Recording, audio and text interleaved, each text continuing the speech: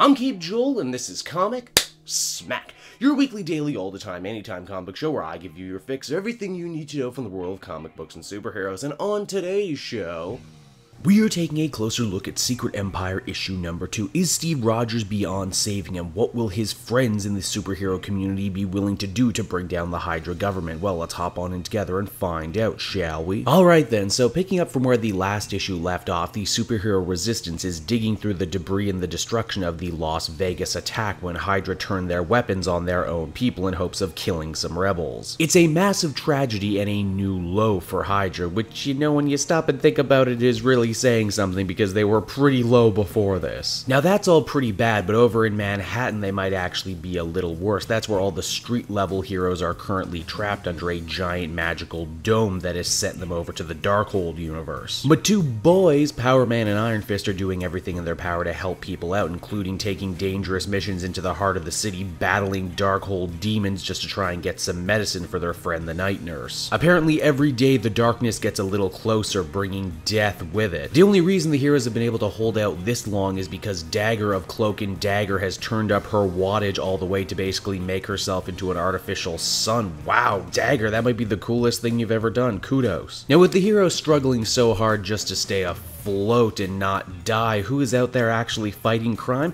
Well, the last person you would expect, the Kingpin, Wilson Fisk. Yeah, if you were reading his solo series, you would know Big Willie Style over here has completely turned over a new leaf and is now defending a church from a bunch of bandits who want to steal their medicine. And what does he ask in return for all of this? Nothing at all. He only says that when the dome drops and when this whole Hydra crisis is over with the people of New York, remember who saved them. It wasn't the heroes, it was the Kingpin. Now back over at the Mount, the Avengers base of operation for the current rebellion, this whole Vegas attack has caused a massive ideological divide amongst everyone there. People like Black Widow believe they can no longer use superhero tactics to fight an evil, oppressive government, that if they're going to go to war, they have to go to war all the way, and that means killing Steve Rogers. Hawkeye, on the other hand, disagrees. He thinks that they should stay the course, and perhaps there's still a way that they could get their friend Steve back. In fact, he has a great ace in the hole in this, and that is the information that Rick Jones managed to leak to the Resistance. Rick, before his rather untimely death, basically went out of his way to get the rebels up to speed on everything that's been going on with Captain America, Dr. Selvig, Kobik, and the Kobik shards, which Selvig went out of his way to hide before he offed himself. Surprise, surprise, as we soon discover, Captain America wants these shards too. You see, he feels very torn up about the whole Vegas thing. He didn't give the order, he just empowered Madam Hydra and Zemo to make the call for him,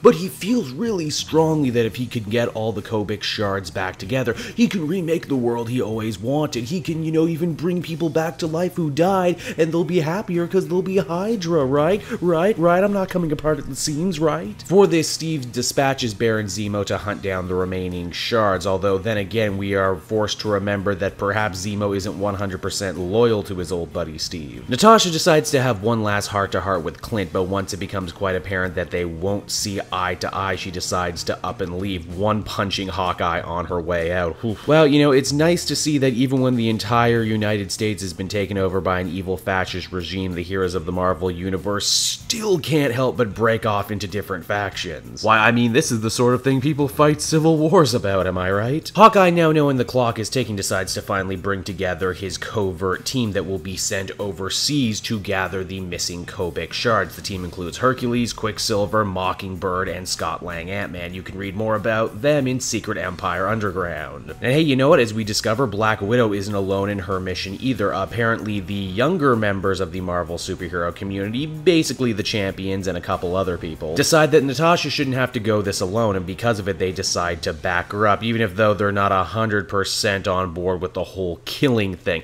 Natasha has a great line too, saying, hey, if you want to join my crusade, guess what, kids? Welcome to the Red Room. Want to read more about their adventures? Well, you can in Secret Empire Uprising, also coming soon. So yeah, that's pretty much the issue as it was, but there's one last little thing of note, and this is actually pretty huge, so I'm going to throw up the whole spoiler warning thing here. If you don't want it spoiled, follow to the end. Basically, the art changes drastically, and we see a woman come under attack by members of the Serpent Society. She is, however, saved by the intervention of Steve Rogers. Or at least someone claiming to be. This guy is haggard, has a big beard, and says he's been trying trying to get home all this time. And just like that, my mind is filled with possibilities. Is it a clone? Is it an LMD? Is it the ultimate Captain America making the jump from his universe? Is it Captain America from the Zolaverse? Did he never leave? Well, I guess we're going to have to find out, won't we? So there you go, everyone. That was Secret Empire #2, and it was a lot of setup, honestly. I really dug what was going on in Manhattan, but then again, I always find myself drawn to the more street-level heroes, and seeing them forced to battle a demonic magical threat was a real treat. Andre Sorrentino's art is definitely an improvement over what we had in issue 1. Then again, if the book keeps changing artists at such a rate, it's going to be a tad annoying, won't it? Steve Rogers as Hydra Captain America continues to be one of the most fascinating and layered comic characters you can read about these days. He's so damn sure about what he's doing, but he's brainwashed. He's evil, but he feels so bad about everything he has to do. And you know what? For once, when they talk about tie-ins to events being important, I sort of believe them. I want to read what happens in Uprising. Now, the other one has Hercules and Ant-Man in it, so you know I'm already signed up for that one. I do, however, kind of fear that last few pages there. I mean, the art changed so abruptly and it was tacked on. Is this an editorial note? Has Marvel wrestled away control of this story from Nick Spencer, or is this like when Dan Slott had Ghost Peter show up in Superior Spider-Man? I don't know yet, but I'm gonna have to keep reading to find out. Overall, I'd give this one an 8. Real solid, but not knock your socks off like the last couple installments in this series has been. So, there you have it, everybody. Secret Empire #2. I hope you enjoyed the video, and while I have your attention, why not check out some of the other big events going on in comics right now. I got the button and so much more. And to keep up to date on when all the new Secret Empire books come out, be sure to follow me on Twitter at CapeJoel. And if you really like the videos I put out and want to get exclusive videos and content before anyone else, might I recommend becoming a patron. You can become a patron for as little as $1 a month. Help me, help the channel, help yourself. Everybody wins, I tell you. So until next time, this has been CapeJoel. Thank you so much for watching, and I will see you again in another video. Bye-bye.